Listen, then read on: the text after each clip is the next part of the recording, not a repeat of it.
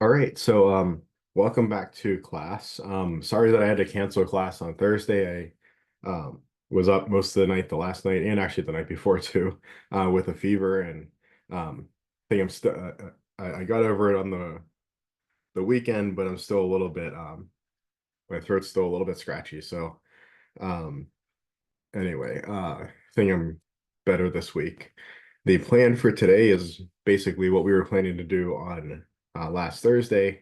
Finish 3-3, just really just one more main problem in 3-3, and then just a quick second problem, and then move on to 3-5 and 3-6. The Unit 1 exam is scheduled for next week. A couple notes on that. I haven't finalized the the material for that exam yet. We're running a little bit behind schedule. We were running slightly behind before, and then we lost the class day. So, um, yeah, so uh, the material on the exam will probably only go through the end of chapter 3. I'm gonna write the sample exam and the exam either today or tomorrow, have the sample exam posted, and I'll post an announcement just to really set in stone what is the actual material that will be on the exam. And again, just remember that exam will be available, the actual exam will be available essentially all week next week. So it'll be available Monday morning, 9 a.m. through the following Sunday at 11:59 p.m. And you can take it anytime during that week. It'll be through WebAssign. And unfortunately, so we switched to this new ProctorU system.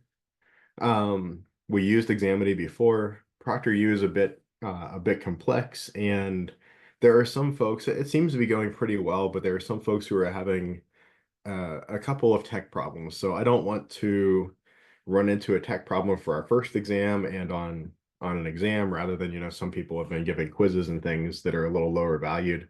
So we're actually doing no ProctorU for the first exam. I do recommend, uh, well, the expectation is that you take the exam honestly. Um, and I strongly recommend taking it honestly. I mean, I know that there's not proctoring for this first exam, but there will be for future exams. So if you kind of if you're a little loose with the rules in this first exam, that's going to make it harder to tighten that up for the next couple exams when the material is a little bit more challenging, maybe. And then for the final exam too. Um, so take this exam the same way that you would take it, if ProctorU was active. But because of these couple of tech issues that a couple of people have had, and that combined with the fact that I tried to reach out to our main point person for ProctorU at CCAC, and he's actually out this week, so he's on vacation this week, so just the timing didn't line up very well.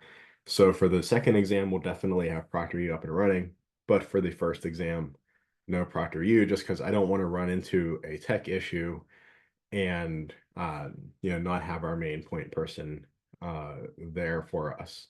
The ProctorU, tech people, we haven't interacted with them a whole lot, so we're kind of going through the CCAC side tech folks. At least the faculty are. Um, so I think that was the main material that I wanted to mention for the Unit 1 exam. So that'll be next week. Again, keep an eye out for an announcement posted at least by tomorrow. I would like to get it posted today. We'll see if I have enough time today to get the exam and sample exam kind of made and um, me comfortable with them and, kind of check them and all that and then get the announcement out. But check for that exam and announcement um, either today or tomorrow. And the sample exam, of course, is going to be very similar to the actual exam. So it's not meant to trick you. It's meant for you to go through, kind of um, work through the material in a manner that's very similar to the actual exam. And if you work through that material in the sample exam and you feel really good about it and you're happy with your grade on the sample exam, then you're probably going to be happy with your performance on the actual exam. If you aren't so happy with your grade on the sample exam or struggled with a couple problem types, that might point you to an area or a couple areas that you might want to review or remediate, do a little extra homework, do a little extra practice, and then come back and maybe hit that sample exam again and see if your performance is up to where you would like it to be. So that's really what the sample exam is for. It's very similar to the actual exam. Okay, and then the quote of the day today from the Roman lyric poet Horace. from his satires. Uh, this is a rough translation, but there is a mean in all things, too far to the right or left of which good cannot be found. So all things in balance, all things in moderation, that kind of idea.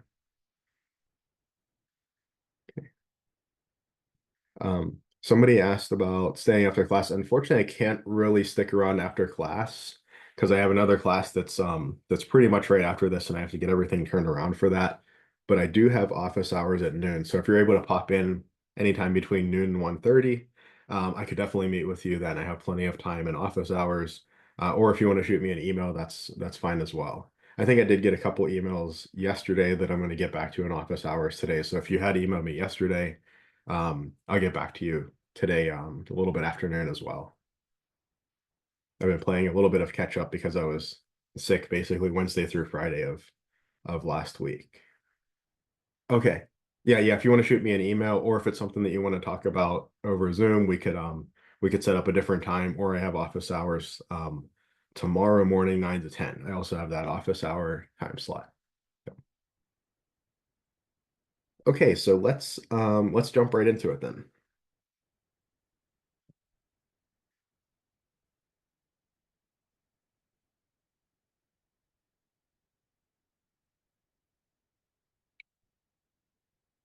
All right, so finishing up 3-3, we have really one last problem, and then the second problem will go pretty quickly.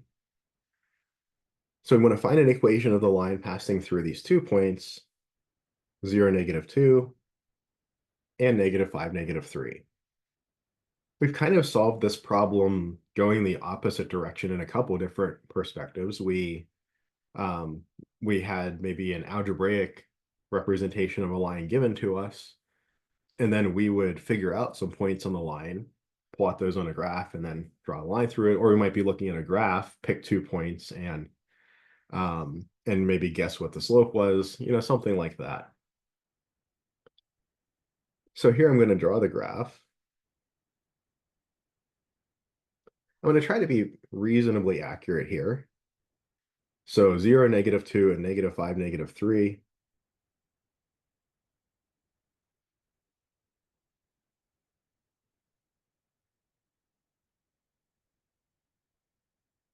So let's see, 0, -2 is like here. Oh, here, 0, -2. And -5, -3 down here. I know that 2 points uniquely determine a line.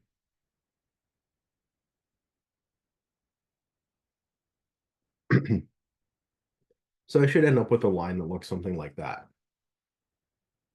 One thing that's kind of a good mathematics skill to have in general, and even really a skill to have in a lot of different types of courses, physics or chemistry or science, is to get some bounds on your answer before you actually go and get the answer. So just looking at this picture, I know that, well, I probably should have a positive slope. If I get a slope that's negative, I think that's not going to mesh well with my picture. Something seems to have gone wrong. It could be that I drew my picture wrong. It could be that I got the wrong slope, but I want to rectify that. I don't want to just move on and say, oh, that doesn't look right, move to the next problem. I want to stop and say, okay, something doesn't look right.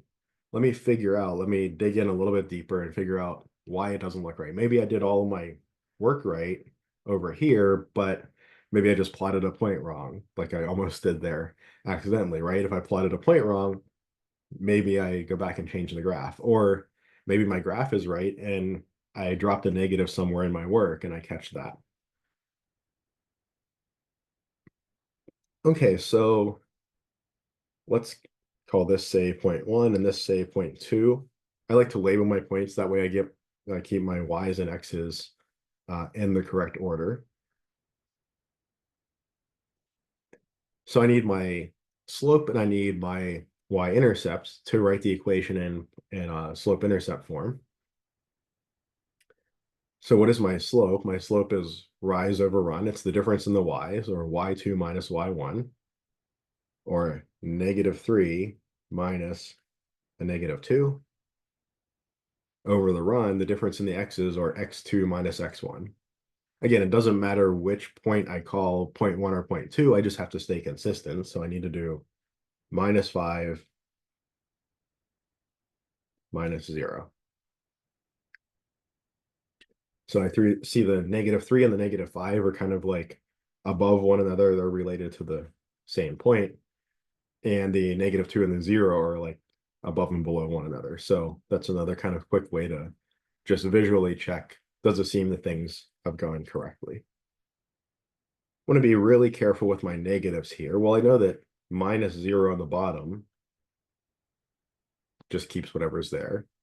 On the top, I have -3 minus a -2 is +2, or that's -1 over -5, or that's positive 1/5 for the slope. And that does check with the positive slope that I was expecting from my picture. And now I could either say use point slope form. If I had a point like this given to me, I could use point slope form, plug in the point, plug in the slope of 1/5, and get my equation for the line that way. Or because I might notice here that I'm actually given the y-intercept, I could use slope-intercept form. It's not, uh, bad or good to use one form or the other, but it's probably a little more efficient to use slope-intercept form if you have the intercept. If I didn't have the intercept, if this point was like 1, -2 instead, and neither one of these points represented the y-intercept, then I'd probably use point slope form. Probably be the easier way to go. But I know that b is -2 coming off of this point 0, -2, my y-intercept. And I know my slope-intercept form y equals mx plus b, 1/5 x plus a -2 or just -2. So if I'm given 2 points, those 2 points determine a line, and this is my algebraic representation of a line.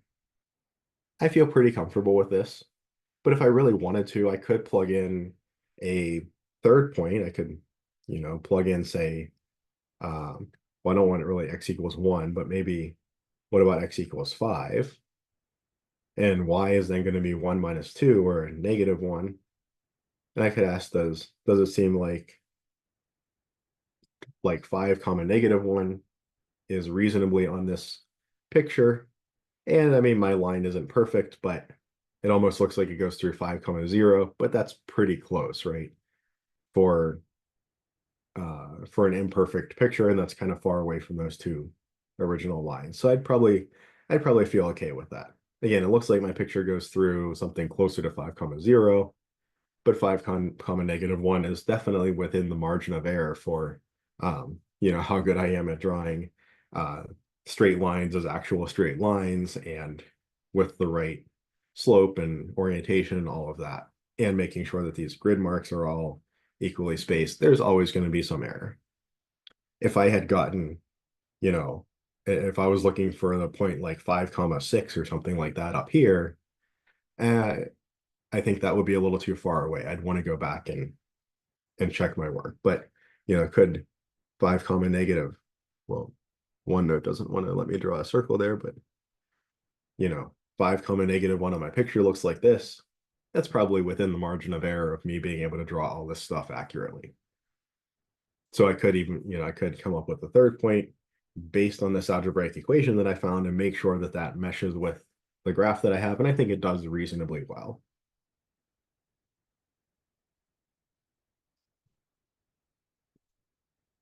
So our next example here, find an equation of the line passing through the points. If I do the same kind of thing here, this is point 1 and point 2, let's say. So I have y2 minus y1, 4 minus -3 over x2, -5 minus x1 and -5. I get something over 0. What does this mean? Does this mean that there's no slope? Does this mean that my line doesn't exist? Well, not really. Let's revert back to drawing the picture, and I see I have -5, comma, -3, and -5, comma, +4. Well, this is simply a vertical line. This is simply the vertical line x equals -5. So here's where the slope is undefined. If we just kind of blindly start plugging in points and going through the algorithm, it's easy to get tripped up because we get this divided by 0, and it's like, well, I'm not really sure what to do with that. But if I jump over to the geometric side, I can see really clearly what's going on. It's a really good skill to have in math to be able to jump back and forth between the geometric side of things, the geometric way of thinking, and the algebraic side of things, the algebraic way of thinking. When you kind of get caught up in one side, jump to the other side and see if you can get some clarification that way. And that's what we do here, and I think clarifies the point nicely. So the equation of this line is kind of this degenerate equation, x equals -5, with this vertical line, this line with undefined slope. Okay, any questions on lines, equations of lines, slope, any of that stuff? All right, give me 1 second here.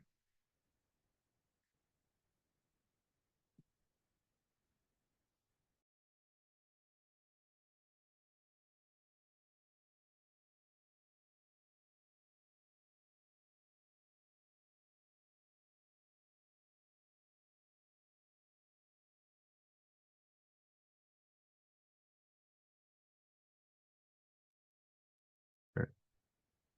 Sorry, I'm still fighting off the last little remnants of this respiratory infection. So, and it always seems like I do pretty well until I start talking, I guess, talking and using vocal cords and all that kind of stuff. Wakens some things back up. All right, so moving on to the next couple of ideas, section 3.5 on relations and functions, and section 3.6 on graphs of functions. So definition, a relation is a set of ordered pairs x, y. We say that the x values comprise what we call the domain of the function, and the y values the range of the function. And we can sometimes represent relations by mappings. So a relation we think of as a mapping between two sets. We have a set of inputs, a set of outputs, a set that we call the domain, a set we call the range, and we have a mapping between them. We link an input to an output, another input to another output, and so on. So if I was looking at this mapping, I have some people's names, some phone numbers, and I have arrows connecting them. So Neil has this 753 cell number as his phone number. Krista has this 567 work number as her number. Mike actually has two numbers. He has the 798 cell number and the 567 work number. We might note that the 567 work number is shared by Krista and Mike, so Krista has that number, as does Mike. But because the arrows are going from the left to the right, these names would be the domain, and the phone numbers would be the range. And the arrows represent the mapping. It represents the association between the names and phone numbers.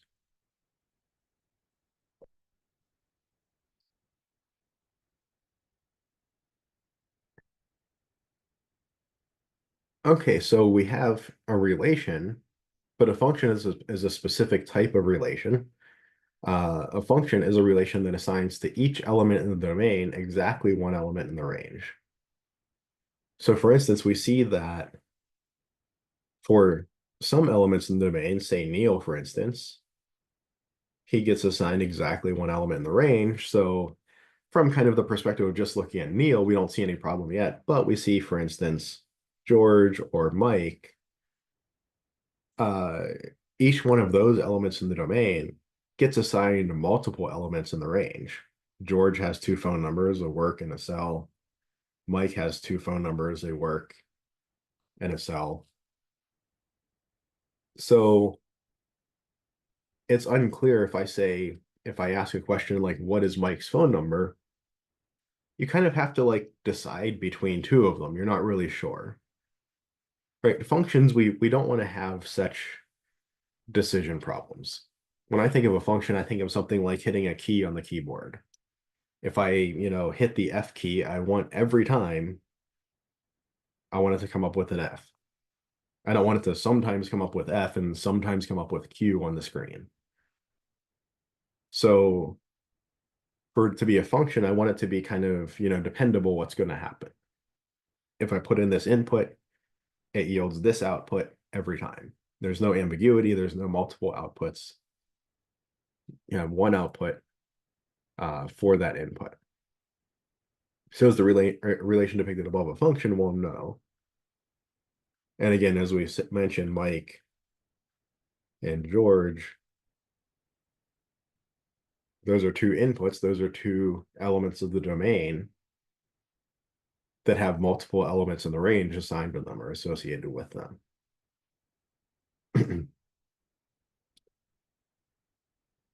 Let's take a look at this function or this relation and determine whether it's a function.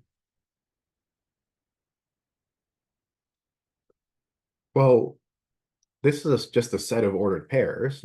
So up here, I kind of listed domain and range and drew arrows.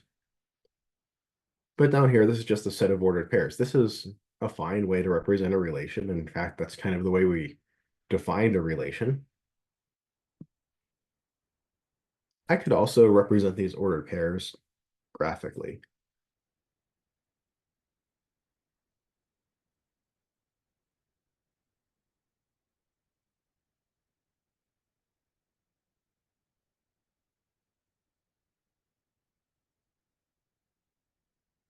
So for instance, I have the point 0, comma 2,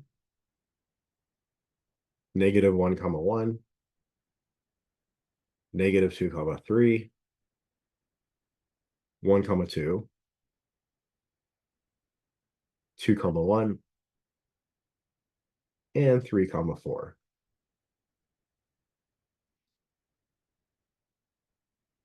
Does this represent a function?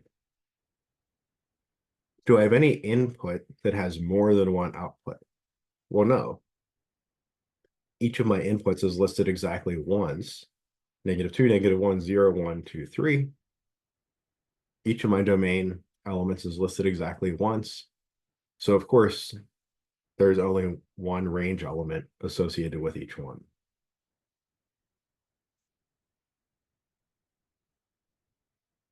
If I look at this, on the other hand,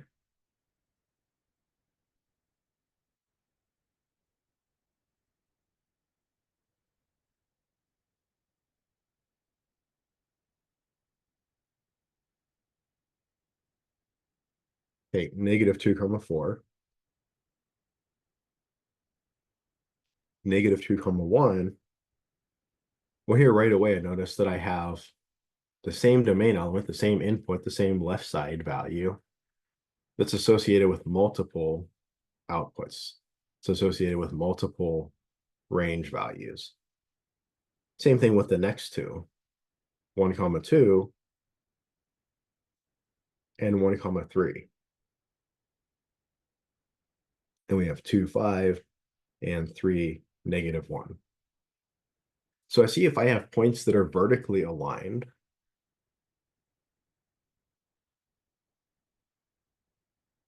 if I have points that are vertically aligned on a graph, that represents something that's not a function. That's a relation, it's not a function. Because for this input, I have to choose which of two outputs I'm interested in. Right, sometimes I push the F key here, and sometimes I get an F and sometimes I get a Q. That's no good. Now, something that we might have noticed up here is we have different inputs that yield the same output. For instance, the input of -1 as well as the input of 2 yield the same output. Those two outputs are on the same horizontal line. Or an input of 0 or 1 both yield an output of 2. That gives 2 points on the same horizontal line as well. I think I said this, but yes, this is a function. If I have the same output that's gotten 2 by 2 different inputs, that's not a problem for a function. Our kind of directionality is input to output. So this is a unidirectional thing. So I'm asking for each input, is there exactly one output assigned to it? For each domain element, is there exactly one range element assigned to it? Yes. But I'm not asking for each range element, does it correspond to exactly one domain element? I'm not asking that. So this first one is a function, even though different domain elements yield the same range element. That's okay. But if I have the same domain element yielding different range elements, like here, for example, if I have 2 points that are kind of connected by a vertical line, that's no good. So is this a function? No, this is not. For example, we have associated with the domain element -2, 2 range elements, 4 and 1. Or associated with domain element 1, 2 range elements, 2 and 3. For either of those reasons, this is not a function.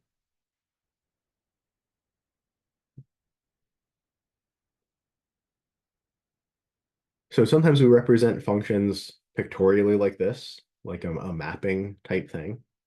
Not very often. Sometimes we represent them as sets of points. Again, not very often. The most common way to represent functions is algebraically. So when a function is represented algebraically, say something that looks like this, we call the variable representing the domain, we call it the independent variable. It's kind of the free variable. We can choose it any way we like. At least that's kind of how we think about it. And the variable representing the range is dependent on the choice for the first one. It's the dependent variable, right? So the independent variable is kind of the x-axis here. But once I decide that this is the value of the independent variable I'm interested in, then the other variable, the dependent variable, which depends on that, is uniquely determined. It's got to be this value. If I chose a different choice for the independent variable, I would get a different value for the dependent variable. So let's look at each of these relations and determine whether it's a function or not. Here we'll assume that x is the independent variable. By convention, we almost always choose x to be the independent variable, y to be the dependent variable.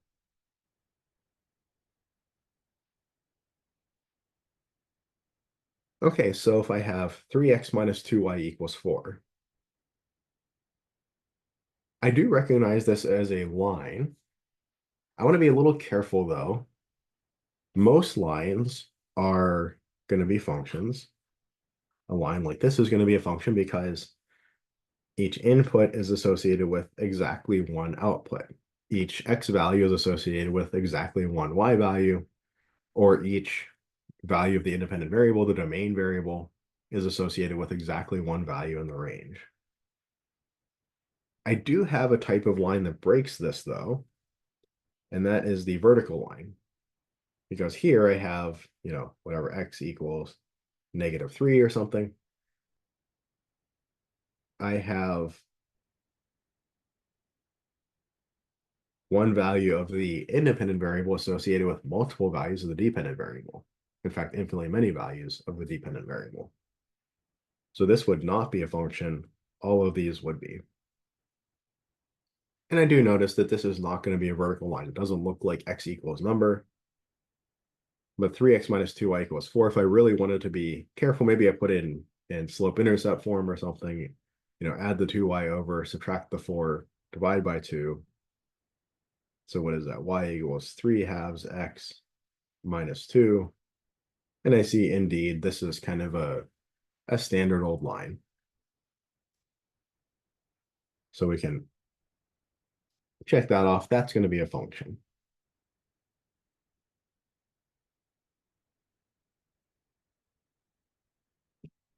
Now, what about the line y equals 2? The line y equals 2 is a horizontal line. Remember, we talked above that about horizontal lines don't cause problems. For each choice of the independent variable, for each choice for x, I have exactly one associated choice for y. Now, different x values are associated with the same y value, different domain elements are associated with the same range element. That's perfectly okay. That's allowable. But we don't have any domain element. We don't have any value of x that is associated with multiple values of y. So this is also a function. Now, x equals 3, that's also a line.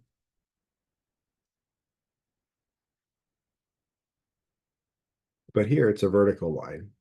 Oh, I made x equals -3 there. X and y.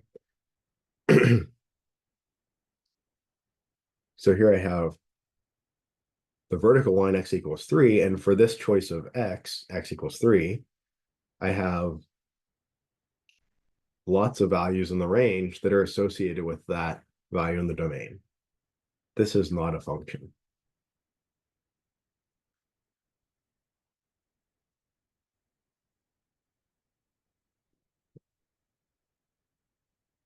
Okay, I want to jump over to the calculator really quickly and look at an example here, well, these next two examples, where these might be kind of unclear, right? We haven't seen graphs of things like squares before, at least not so far in this course. You might have seen them in some of the previous coursework you've done. But let's jump over to the calculator. So let me switch my screen share up here a little bit.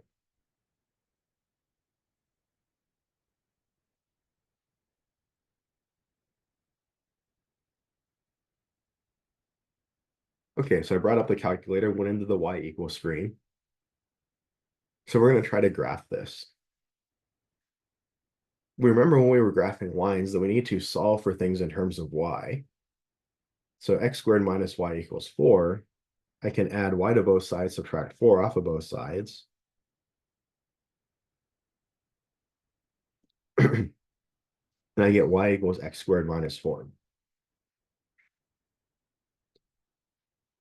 If I come over here to the y equals menu and I type in x, and I can, above the button that says log, kind of catty corner to the 7 is this little like x superscript 2. I can hit that, and that's the squared button. Then minus, make sure to use the blue minus, not the white negative sign. Those are two different symbols. And 4. And I guess I'll graph this on like maybe -5 to 5 for x. I know 5 squared is like 25, minus 4 is like 21. So I probably don't want to go all the way out -10 to 10. I'm going to be wasting a lot of that space. Those numbers are going to get, the outputs are going to get very big very quickly. And then maybe like -5 to 20 on y might look good. I know that any number squared is non-negative. So that number -4 is always going to be bigger than -5. And I had said before that 5 squared is 25, minus 4 is 21. So going -5 to 20 should get most of the graph on the screen.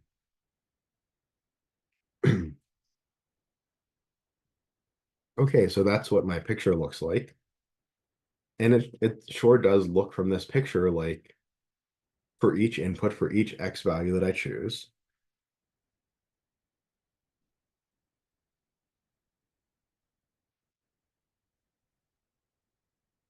it's associated with a single Y value.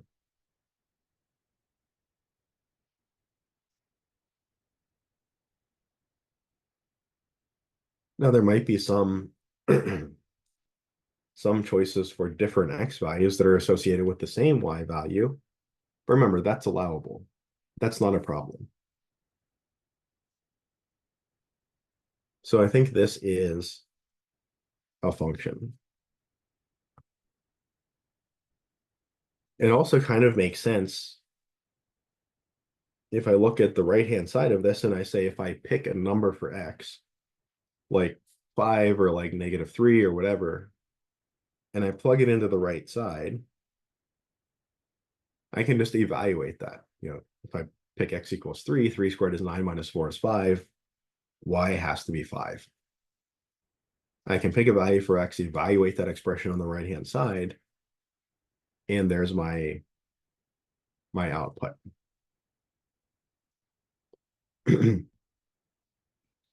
On the other hand, if I have a similar looking X minus Y squared equals 4, there's a couple ways I could think about this. So on so on one hand, I've interchanged the roles of X and Y from the problem above. The effect that has is kind of just flipping my graph over this line Y equals X. So I can imagine that my graph is going to look something like this now. By interchanging the roles of X and Y, I've basically flipped the graph over that 45-degree line. Just kind of did this kind of a deal. And now my picture is going to look kind of like this. And here I see when I pick a value for X, I get two potential outputs for Y. Or I could see that if I try to solve for Y, I get Y squared equals X minus 4. So if I plug in, for instance, X equals 8, Y squared equals 8 minus 4 is 4. What number squared gives me 4? Y could be plus or minus 2. -2 squared is 4. +2 squared is 4. So here, since I found at least one input has two or more outputs, this is not a function.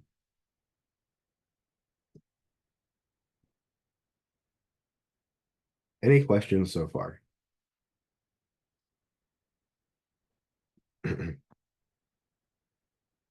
So we have some notation that's pretty standard for discussing functions.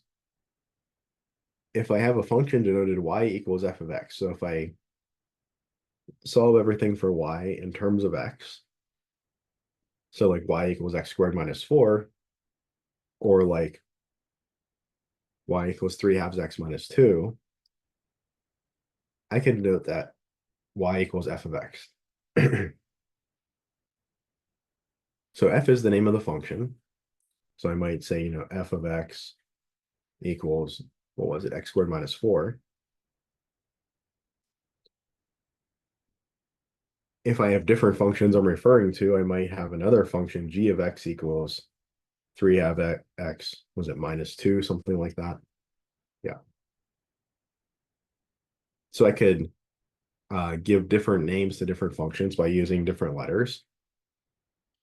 So f is the name of the function.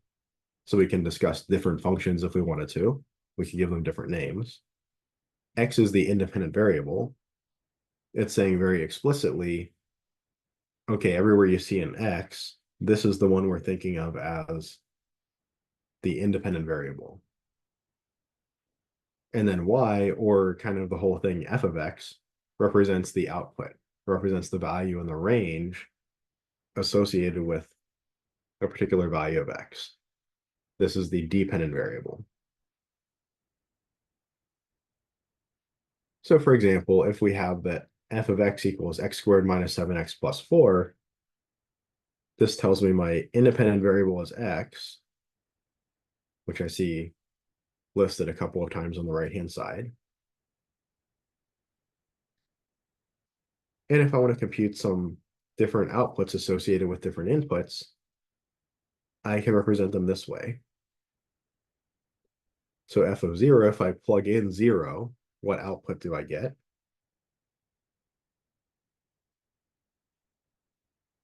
Everywhere I see an x,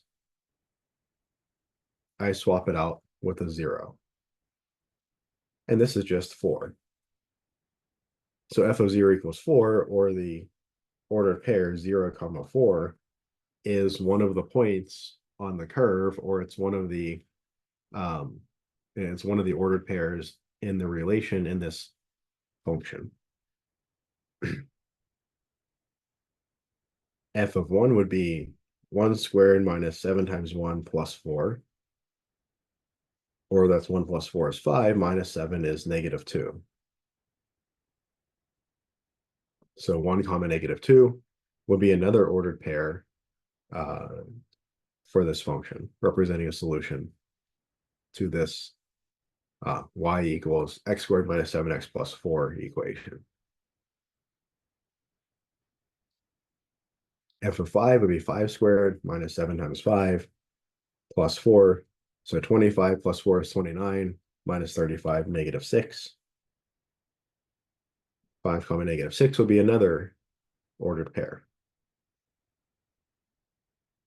And something that we notice when we represent functions algebraically, we kind of glossed over the point before, but we're really kind of implicitly not just defining a function or a relation that has 5 or 6 or 10 or something valid points, but these all have infinitely many valid points, right? There are infinitely many points on this line. I could pick x any way that I want. I could pick it to be one of a couple of integers, negative 1, 0, 1 or something, but I could pick it to be any fraction I want, any irrational number that I want.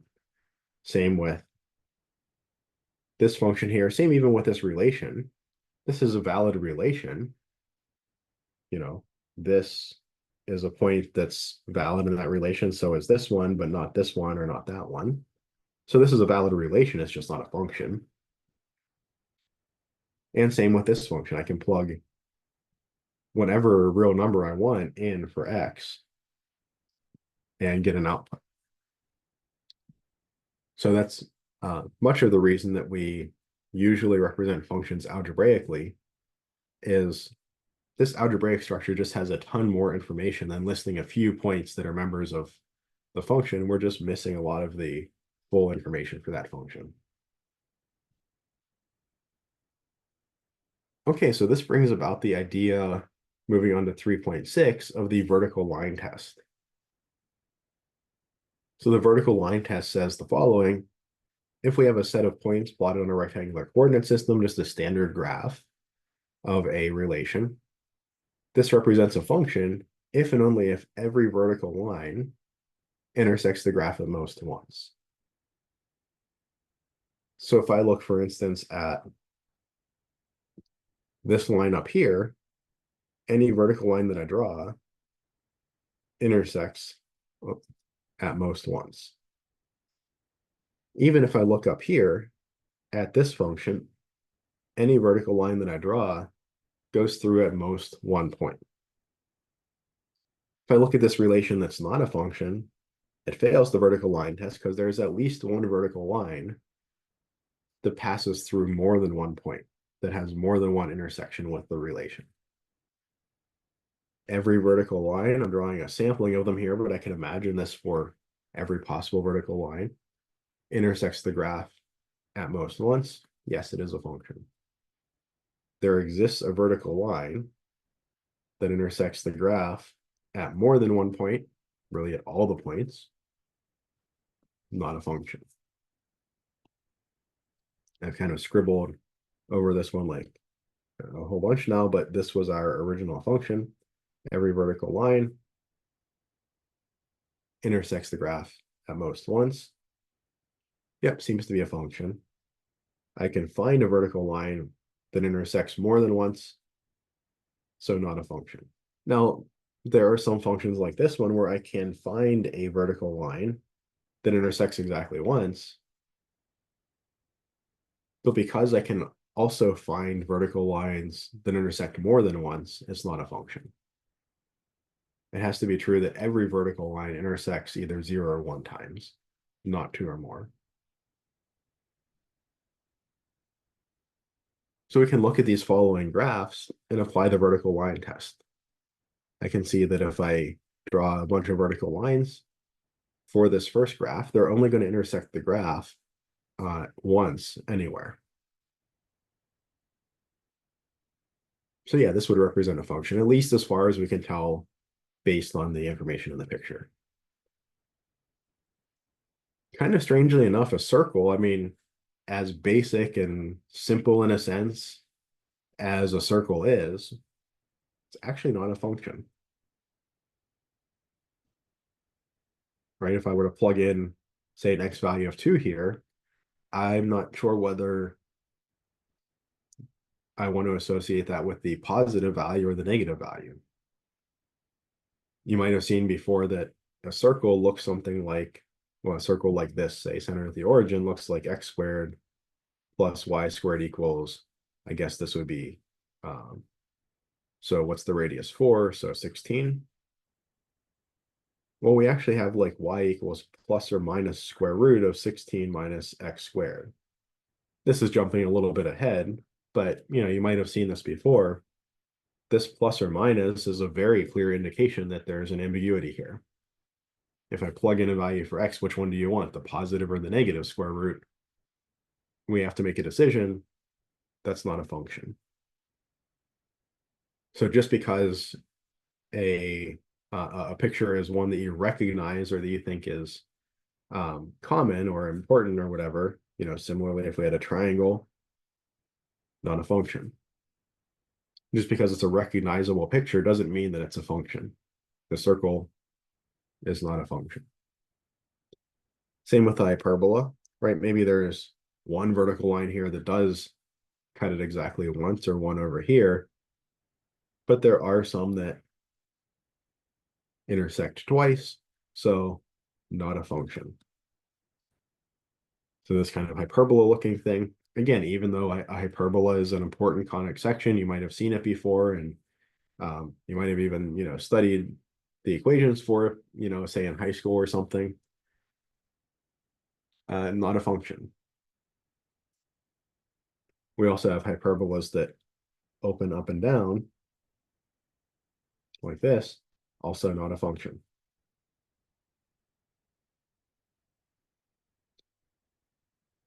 A function that looks like this that might look a little crazy. This is something like y equals the cube root of x. It might look a little funny though, like at first glance, you might say, I don't really recognize this as a function that I recognize like or a relation I recognize like a circle, or a function I recognize like maybe a line. But I do notice that if I imagine a vertical line going through all these different points, it does seem like it only ever intersects the graph once. This would be a function.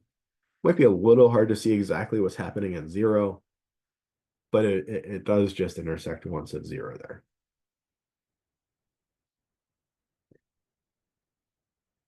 Any questions so far?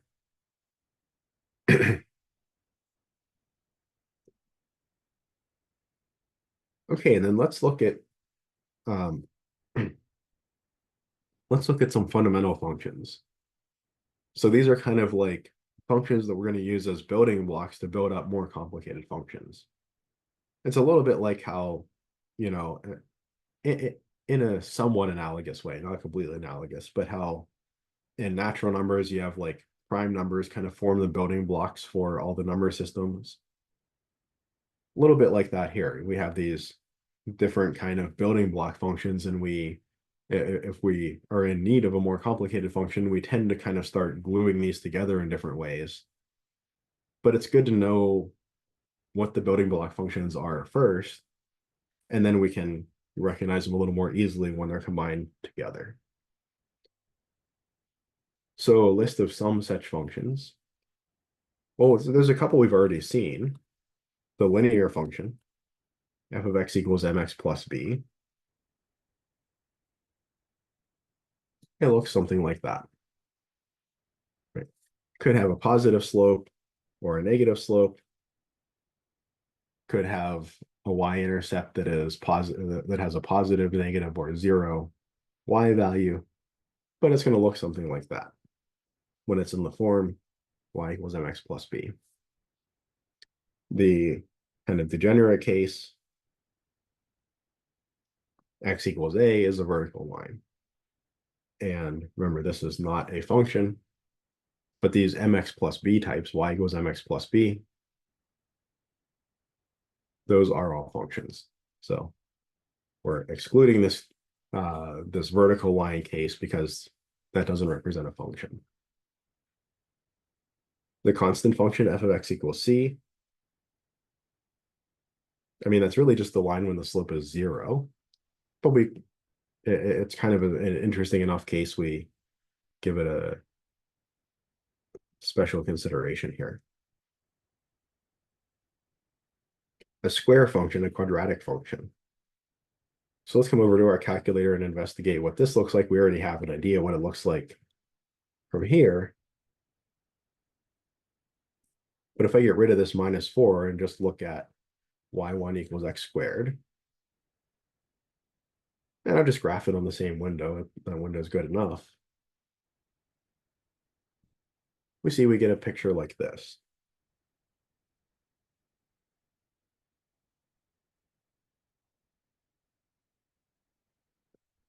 So that's our square function. It is a function or a quadratic function. It passes the vertical line test. Or if I had y equals x squared, however I choose x, I get a unique value for y.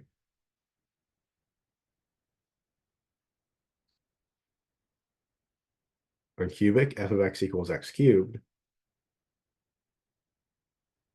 So I'll clear this out.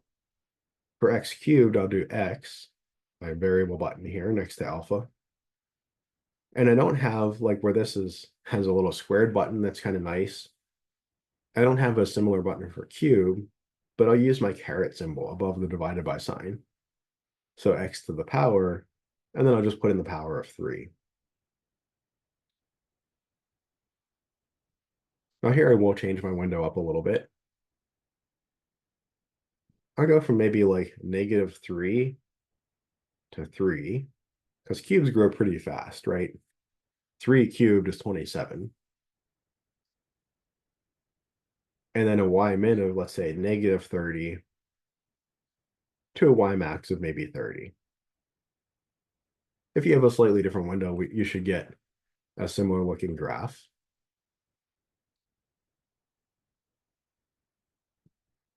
And we see our cube function. Our cube function does go negative because like -1 cubed is -1, -2 cubed is -8. Because we have 3 factors, the cube does not get rid of the negative the way the square gets rid of the negative.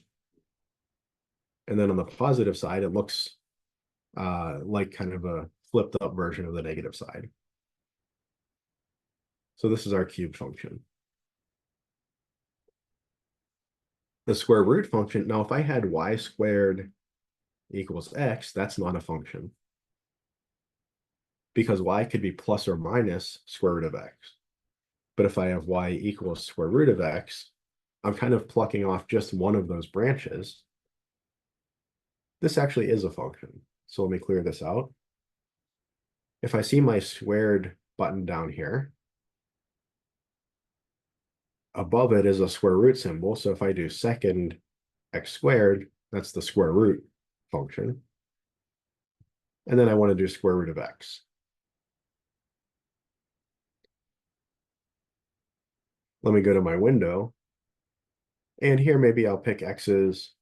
Oh, maybe I'll start at like -2 and go up to like 10. And y maybe like -2 to 5. That should give us a pretty nice looking graph. -2 to 10 on x, -2 to 5 on y.